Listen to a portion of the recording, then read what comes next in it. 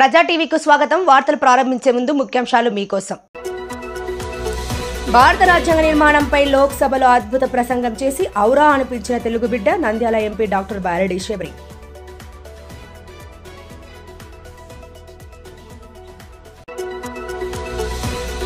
ఈ నెల 18న నంద్యాల ప్రాంతీయ వ్యవసాయ పరిశోధనా స్థానంలో వైభవంగా కిసాన్ మేళా జయప్రదం చేయాలని పిలుపునిచ్చిన ఏడీఆర్ డాక్టర్ జాన్సన్.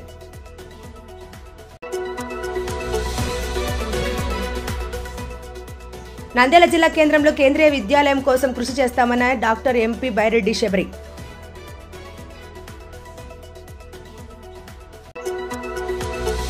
మహానందీశ్వర స్వామి వారి దేవస్థానంలో ఘనంగా జరిగిన శ్రీ స్వామి అమ్మవారి శుక్రవారపు సాయంకాల పల్లకి సేవ.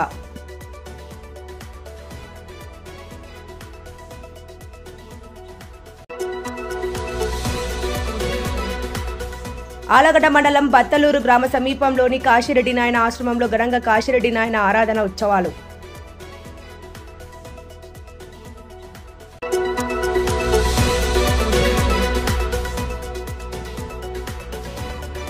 నందవరం శ్రీ చౌడేశ్వరి అమ్మవారి దేవస్థానంలో ఘనంగా జరిగిన అమ్మవారి పల్లకి సేవ.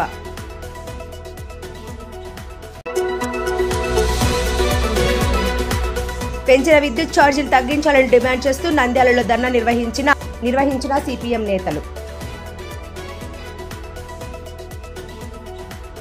భారత రాజ్యాంగం ఎంతో గొప్పదని, ప్రపంచానికే భారత రాజ్యాంగం ఆదర్శంగా నిలిచిందని, అన్ని వర్గాలకు రాజ్యాంగం రక్షణగా నిలిచిందని, రాజ్యాంగ నిర్మాత డాక్టర్ బిఆర్ అంబేద్కర్ ఆలోచన అద్భుతమని, ఆయన నేతృత్వంలో రచించిన భారత రాజ్యాంగం వెలకట్టలేనిదని నంద్యాల పార్లమెంటు సభ్యురాలు, Lok Sabha TDP deputy floor leader doctor Byreddy Shabari అన్నారు. శుక్రవారం లోక్సభలో భారత రాజ్యాంగంపై ఎంపీ డాక్టర్ బారెడ్డి శబరి విశ్లేషణాత్మక ప్రసంగం చేశారు. మన రాజ్యాంగం అందించిన స్వీయ పాలన వల్లే నేడు గిరిజన మహిళ భారత ప్రథమ పౌరులుగా, చాయ్ వాలా భారత ప్రధానమంత్రిగా, ఆటోవాలా యూపీ ముఖ్యమంత్రిగా కాగలిగారని బారెడ్డి శబరి భారత రాజ్యాంగం గొప్పతనాన్ని వివరించారు. భారత రాజ్యాంగాన్ని ఆంధ్రప్రదేశ్లో గత వైసీపీ ప్రభుత్వం ఉల్లంఘించిందని ఆమె ఆరోపించారు. వాలంటీర్ వ్యవస్థ ద్వారా తన సొంత పార్టీ పనులు చేసుకుంటూ ప్రజాధనాన్ని దుర్వినియోగం చేశారని, అలాగే భారత రాజ్యాంగం ప్రకారం సంక్రమించిన ఎస్సీ ఎస్టీ సబ్ ప్లాన్ నిధులు, కేంద్ర ప్రభుత్వ నిధులు దుర్వినియోగం చేశారన్నారు. వేల కోట్ల రూపాయలు అవినీతి చేసి ఋషికొండ లాంటి ప్యాలెస్లను తన సొంతానికి నిర్మించారన్నారు. భారత ప్రధాని స్వయంగా భూమి పూజ చేసిన అమరావతిని శ్మశానంగా మార్చివేశారన్నారు. అందుకే గత ఎన్నికలలో జగన్మోహన్ రెడ్డి కుర్చీ మడత పెట్టి ప్రజలు ఇంటికి సాగనంపారన్నారు.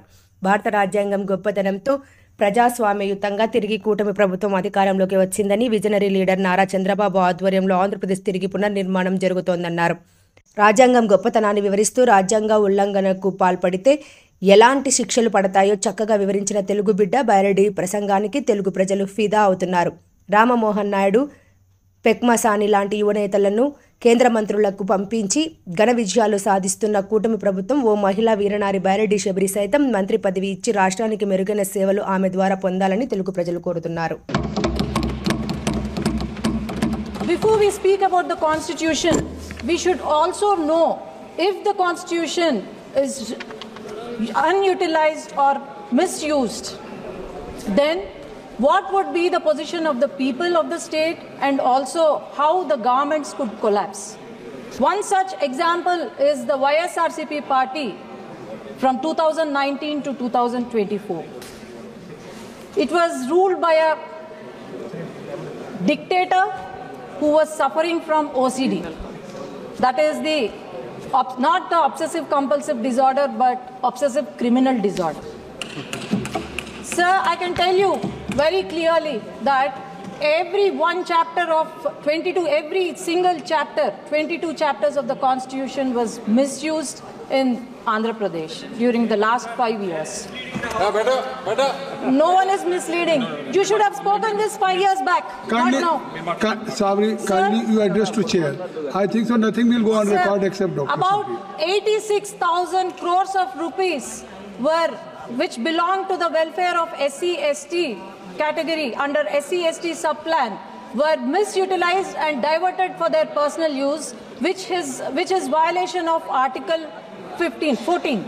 And then about 1,600 crores were diverted, which was supposed to be used for the health was diverted for their personal use and or Navaratnalu, which even did not do well because of the corruption of the leaders there. And about 9 lakh acres of government land was transferred to the private properties or binamis of their government. Sir, our state, we were very proud of our state when the state got divided that Amaravati was the capital. But after YSRCP has come, and this Amaravati the stone was laid by Honorable Prime Minister Narendra Modi ji. And it was not just built with bricks and mortar, but hopes and aspirations of people of Andhra Pradesh. But 28,000 people have sacrificed their lands under Niti Aayog and in the hopes of having a new capital. But after YSRCP government has come, they have played a game of 3 capitals and built 3 palaces where thousands of rupees was spent. Example, Rishikonda. Example was the Rishikonda Palace. Sir, as I tell you, the volunteer system that has brought by the YSRCP government, they were just the pawns in their political game. And they were used for election campaigning. They were used for deleting the voters list, NDA, who belong to NDA party, deleting about 15.8 lakh false voters were identified by the Election Commission. Our state was very famous globally for ease of doing business. But after YSRCP government has come, companies were scared of doing business. Lulu Group was kicked out of the state, whereas Franklin Templeton shunted out. Kia Motors was harassed, and this goes on. Instead of doing ease of business, they had ease of taking bribes, I can tell you. And then the local body elections, which were supposed to happen, they have won with lot of difficulty. The Sarpanch candidates who belong to NDA party were harassed, were mishandled, false cases were filed, murders happened, and also it is. Kindly take your seat. I'm talking Kindly about Article. You should not engage I'm with talking that. about Article 14 and 46 of the Constitution that was violated by YSRCP party. Yes, sir. only just That is the address to the right of chair. equality, right Kindly for take your vote, seat. Kindly right take your for. seat. Please take your seat. I can even mention the article, sir, if YSRCP demands. And sir, I can tell you the local body elections did not happen and where the Constitution was written, where the equality, right of equality or right to vote was there. And Gram Panchayat funds, about 8,000 crores were diverted. We don't know where the 8,000 crores went. But even Sarpanch, who has won with lot of difficulty, could not fix a light in the rural areas. Sir, this is not just one reason. Everything started when women of our state were harassed. This violated Article 14, 46 and 15 of the Constitution. Our Chief Minister's wife, who is gem of a person, was harassed in the social media. Our Deputy Chief Minister's daughters, not even age of 12 years, were harassed. We women politicians were harassed, our characters assassinated, and then our images morphed, and here we are unshattered representing the people from Telugu Desam Party and NDA. And our Chief Minister's arrest, which is a violation of Article 14 and also 46 and also 21, that happened in my very own constituency. He was arrested and placed behind the bars for 53 days surrounded by Maoists. This is the day when our state has undeclared emergency. This is the day when people of Andhra Pradesh have decided, I can tell you a dialogue, అందుకే జగన్ గారి కుర్చీ మడత పెట్టి ఆంధ్ర రాష్ట్ర ప్రజలు ఇంటికి పంపించేశారు. So this is not the victory of NDA, but the victory of justice, equality, and also law. And also the confidence they had on our leader, our visionary leader, our savior of Andhra Pradesh, our Honorable Chief Minister Nara Chandrababu Naidu garu. In 6 months, we have shown what a government is when we are abiding the rules of laws of constitution.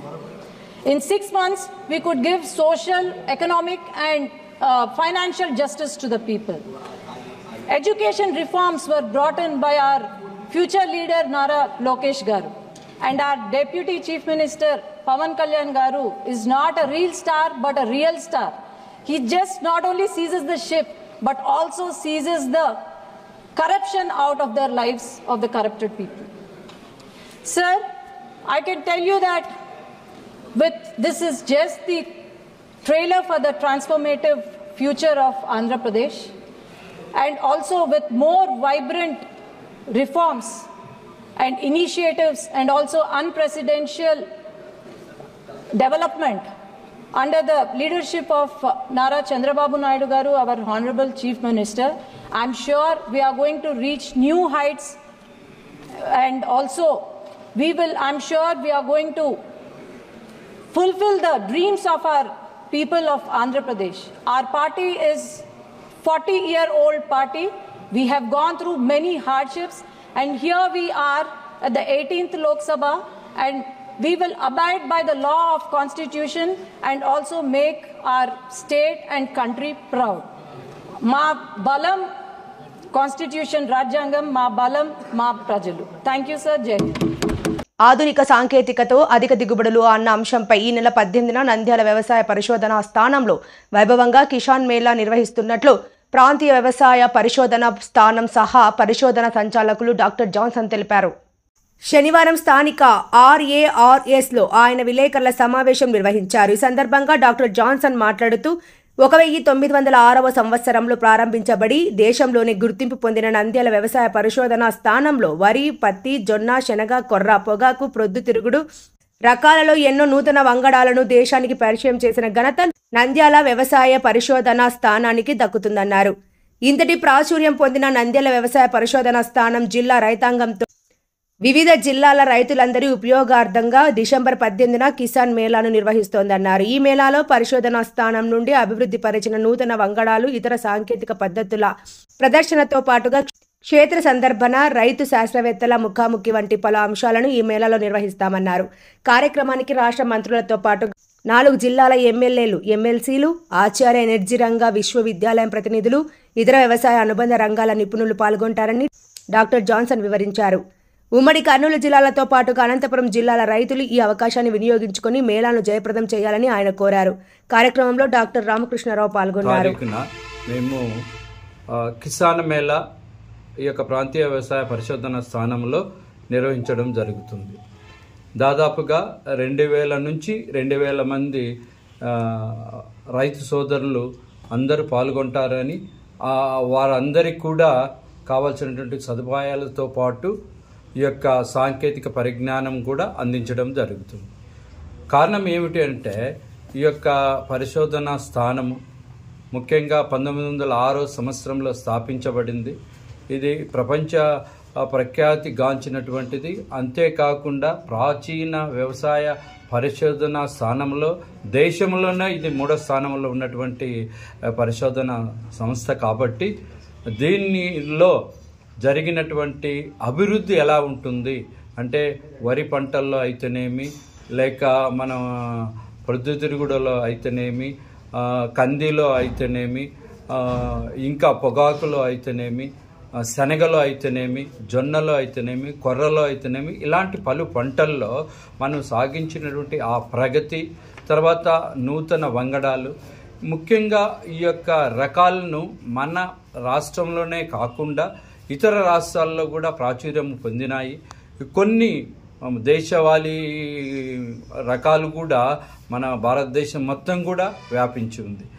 అంటే వారికి ఉన్నటువంటి వాతావరణ పరిస్థితులను బట్టి, వారికి ఉన్నటువంటి అనుకూలతను బట్టి ఈ యొక్క రకాలు మన రాష్ట్ర వ్యాప్తమే కాకుండా దేశవ్యాప్తంగా ప్రాచుర్యం పొందినాయి. కాబట్టి అలాంటి ప్రఖ్యాతిగాంచినటువంటి యొక్క సంస్థలో ఎలాంటి పరిశోధనలు, ఎలాంటి విస్తరణ కార్యక్రమాలు చేపడుతున్నాము, అవి రైతులకు ఎలా ఉపయోగపడుతున్నాయి అనేది ఈ యొక్క కిసాన్ మేళా సందర్భంగా రైతులకు అవగాహన కల్పించడం జరుగుతుంది.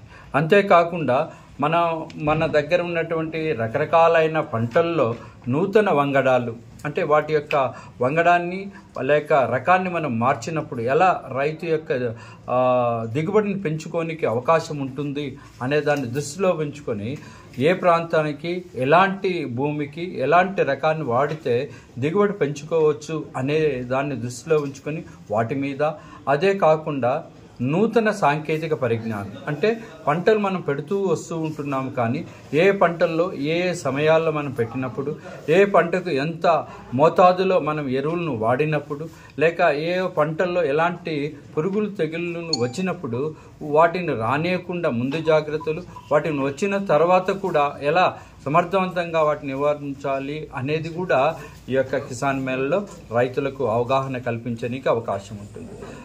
అంతేకాకుండా మన మెట్ట సేద్యానికి సంబంధించినటువంటి పనిముట్లు కూడా మనకు యాంత్రీకరణ గురించి కూడా రైతులకు చెప్పడం జరుగుతుంది. వాటికి సంబంధించిన పనిముట్లు కూడా మనము ఈ యొక్క ప్రదర్శనలో ఎగ్జిబిషన్లో కూడా మనం చూపించడం జరుగుతుంది. కాబట్టి సీయింగ్ ఈజ్ బిలీవింగ్ అన్నారు. అంటే కొన్ని మనం చూసినప్పుడు అవి చేసే పద్ధతులు, అవి ఉండే విధానాన్ని బట్టి కూడా రైతులు వాటి వైపు మొగ్గు చూపి వాటిని ఉపయోగించుకోనికి అవకాశం ఉంటుంది. కాబట్టి వాటిని అవన్నీ కూడా పెట్టడం జరుగుతుంది. అంతేకాకుండా అనుకోకుండా వర్షాలు పడినప్పుడు నీటి యొక్క తేమ ఎక్కువగా ఉన్నప్పుడు భూమిలోకి దిగి మనము పంటల్లో పిచికారీ చేయడం కూడా ఆ పంటను సంరక్షించాలి, పురుగుల తెగుల నుంచి కానీ లేక పోషకాల లోపాల నుంచి తగ్గించాలి అన్నప్పుడు మనకు వీలు కాదు. కాబట్టి మనం ఏం చేస్తామంటే మనము ఆ మందులు పిచికారీ చేయాలంటే వీలు కాదు. కాబట్టి అప్పుడు మనము నూతన పద్ధతి డ్రోన్ సిస్టమ్ ద్వారా మనము వాటిని సకాలంలో తక్కువ సమయంలో ఎక్కువ ఏరియాని కూడా మనం కవర్ చేసుకోనికి అవకాశం ఉంటుంది. కాబట్టి అలాగే మా దగ్గర ఉన్నట్టు ఆ డ్రోన్ ప్రదర్శనలు కూడా మేము రైతులకు ఉపయోగార్థము నిర్వహించడం జరుగుతుంది. సో నంద్యాల జిల్లా కేంద్రంలో కేంద్రీయ విద్యాలయం ఏర్పాటుకు కృషి చేస్తున్నామని నంద్యాల ఎంపీ డాక్టర్ బారెడ్డి శబరి తెలిపారు. ఈ సందర్భంగా డాక్టర్ శబరి ఒక ప్రకటనలో మాట్లాడుతూ నంద్యాల జిల్లా కేంద్రంలో కేంద్రీయ విద్యాలయం ఏర్పాటు విషయం పరిశీలిస్తున్నామని కేంద్ర విద్యా మంత్రిత్వ శాఖ తెలిపిందన్నారు.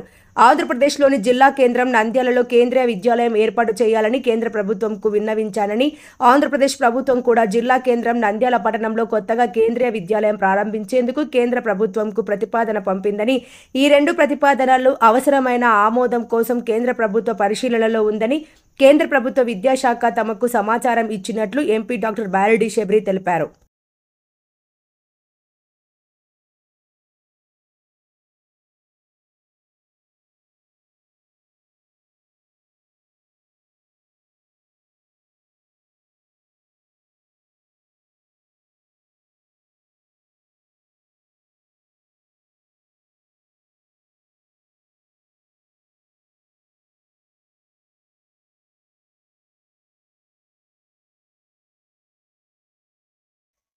నంద్యాల జిల్లా నల్లమలలో వెలసిన ప్రముఖ పుణ్యక్షేత్రమైన మహానందిలో కామేశ్వరి సమేత మహానందీశ్వరుడికి పల్లకి సేవను వేద పండితులు, అర్చకులు ఘనంగా నిర్వహించారు.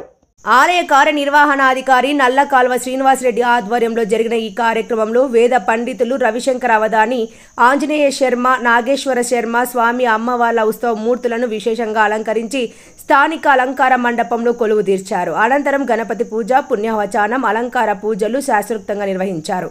అనంతరం ఆలయ ప్రకారంలో పల్లకి సేవను వైభవంగా నిర్వహించారు. కార్యక్రమాన్ని అధిక సంఖ్యలో భక్తులు తిలకించారు.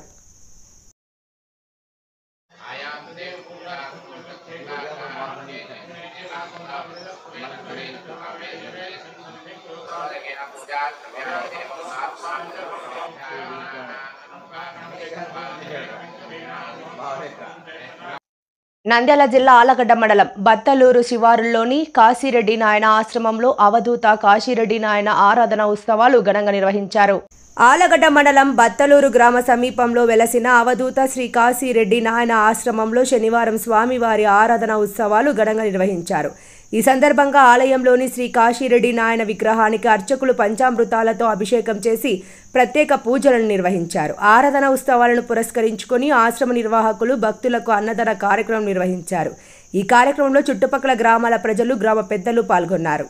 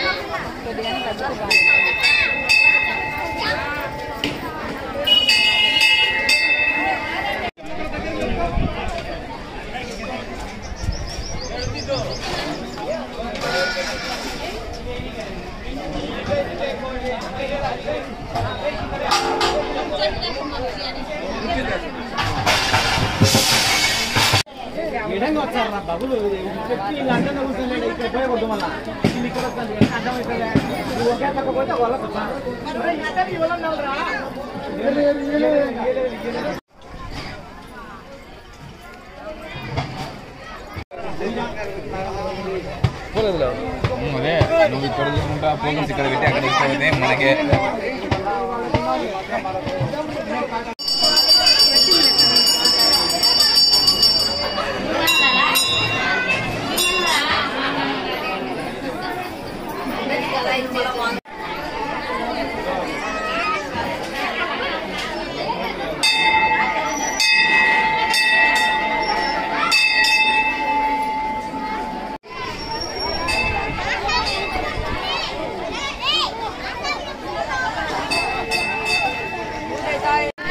ఈరోజు బతులూరు గ్రామంలోని శ్రీ కాశిరెడ్డి నాయన గుడి దగ్గర ఆరాధనోత్సవము అన్నదాన కార్యక్రమం జరుగుతుంది. ప్రతి సంవత్సరము ఆరాధన బతులూరు గ్రామంలో కమిటీ ఆధ్వర్యంలో గ్రామ ప్రజలు, పిల్లలు, పెద్దలు అందరూ కలిసి కాశీనాయన ఆరాధనను ఘనంగా నిర్వహిస్తారు. అలాగే ఈరోజు ఈ కాశీనాయన ఆరాధన సందర్భంగా పిల్లలు, పెద్దలు, గ్రామ ప్రజలు వచ్చి కాశీనాయనను దర్శించుకొని పూజించుకుంటే కాశీనాయన కోరిన కోరికలను నెరవేరుస్తాడని బతులూరు గ్రామ ప్రజలు, చుట్టుపక్కల గ్రామ ప్రజల ప్రగాఢ విశ్వాసము. కాశీనాయనను నమ్ముకొని పంటలు కానీ ఏవైనా కానీ కోసుకొని చేసుకునేలా కూడా చాలా మంచి జరుగుతుంది. కాకుంటే ప్రతి సంవత్సరము 6వ తారీఖున కాశీనాయన ఆరాధన జరుగుతూ ఉండేది. ఈ సంవత్సరము వర్షాలు అనివార్య కారణాల వలన 14వ తారీఖు జరగడానికి గ్రామ ప్రజలు, పెద్దలు అందరూ నిర్ణయించినారు. ఈ కాశీనాయన ఆరాధన ఇంత ఘనంగా వైభవంగా భక్తులు, పిల్లలు, పెద్దలు, ప్రజలు ప్రతి ఒక్కరూ వచ్చి పాల్గొని అందరూ బాగా విజయవంతంగా చేస్తున్నారు. నంద్యాల జిల్లా నందవరంలో వెలసిన శ్రీ చౌడేశ్వరి అమ్మవారి దేవస్థానంలో అమ్మవారి పల్లకి సేవను భక్తి శ్రద్ధలతో నిర్వహించారు. ఈ సందర్భంగా ఆలయం ఈవో ఆధ్వర్యంలో అర్చకులు అమ్మవారి ఉత్సవ మూర్తికి ప్రత్యేక అలంకారం చేసి ప్రత్యేక పూజలు నిర్వహించారు. అనంతరం అమ్మవారి పల్లకి సేవ వైభవంగా నిర్వహించారు. కార్యక్రమంలో అధిక సంఖ్యలో భక్తులు, చౌడేశ్వరి మాలాధారులు పాల్గొన్నారు.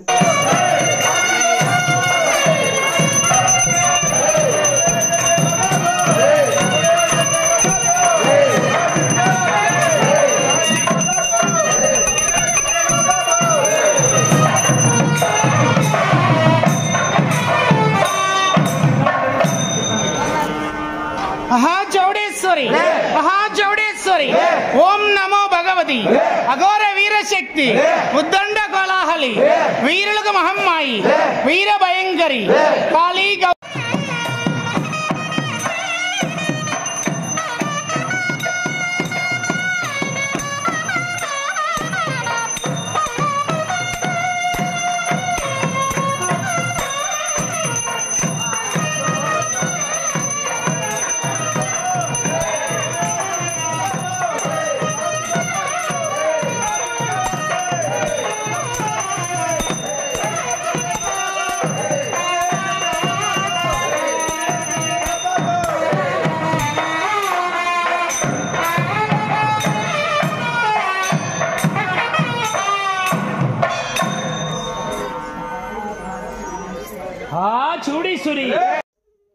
రాష్ట్రంలో పెంచిన విద్యుత్ ఛార్జీలను తగ్గించాలని డిమాండ్ చేస్తూ నంద్యాల పట్టణంలోని ఆత్మకూరు బస్టాండ్ దగ్గరలోని విద్యుత్ కార్యాలయం వద్ద సిపిఎం నేతలు ధర్నా నిర్వహించారు.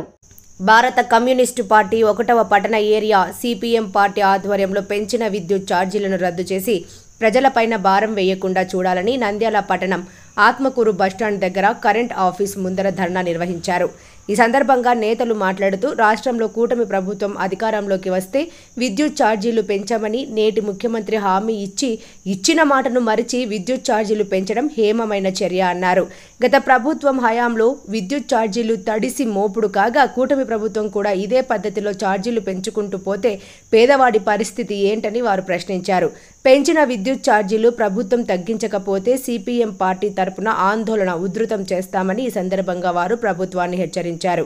ఈ కార్యక్రమంలో సిపిఎం పార్టీ 1వ జోన్ బాధ్యులు పుల్ల నరసింహులు, నాయకులు మా భాష, ఇంతియాజ్, వంశీ, వెంకటేశ్వర్లు, హరి, సాయి, కృష్ణ, భాను తదితరులు పాల్గొన్నారు.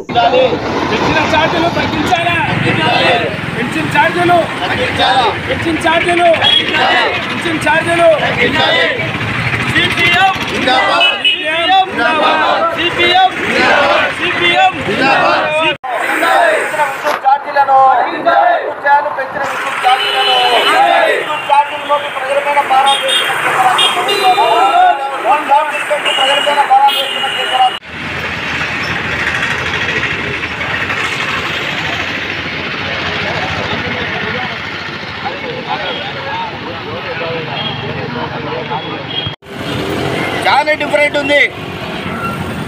1000 రూపాయలు వచ్చే కరెంటు బిల్లు 1500 వచ్చింది. 1500 వచ్చే కరెంటు బిల్లు 2000 రూపాయలు అయింది.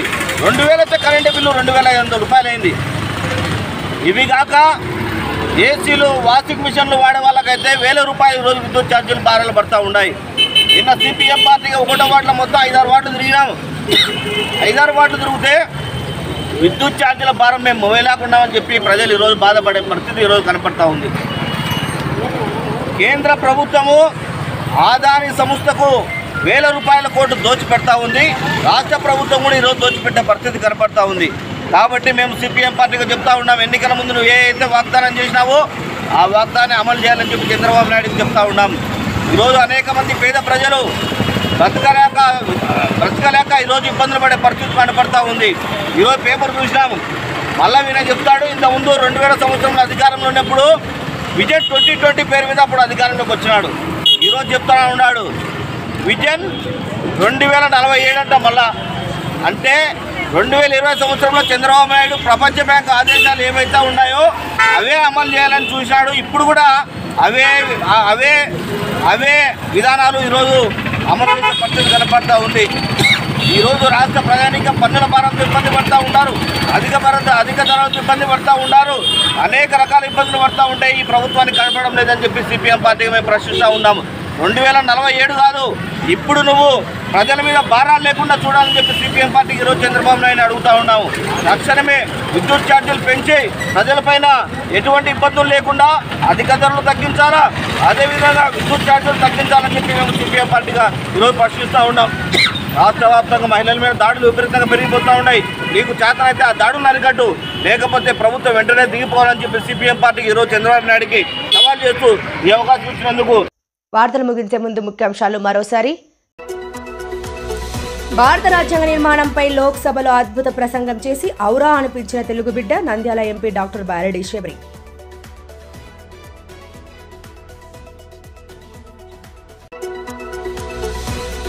ఈ నెల 18న నంద్యాల ప్రాంతీయ వ్యవసాయ పరిశోధన స్థానంలో వైభవంగా కిసాన్ మేళా జయప్రదం చేయాలని పిలుపునిచ్చిన ఏడీఆర్ డాక్టర్ జాన్సన్.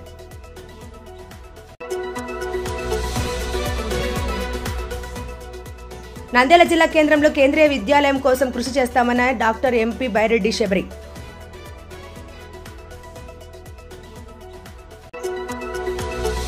మహానందీశ్వర స్వామి వారి దేవస్థానంలో ఘనంగా జరిగిన శ్రీ స్వామి అమ్మవారి శుక్రవారపు సాయంకాల పల్లకి సేవ.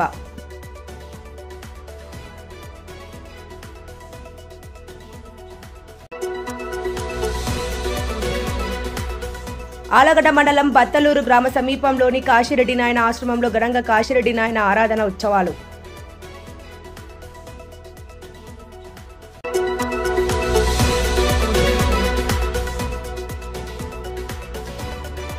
నందవరం శ్రీ చౌడేశ్వరి అమ్మవారి దేవస్థానంలో ఘనంగా జరిగిన అమ్మవారి పల్లకి సేవ.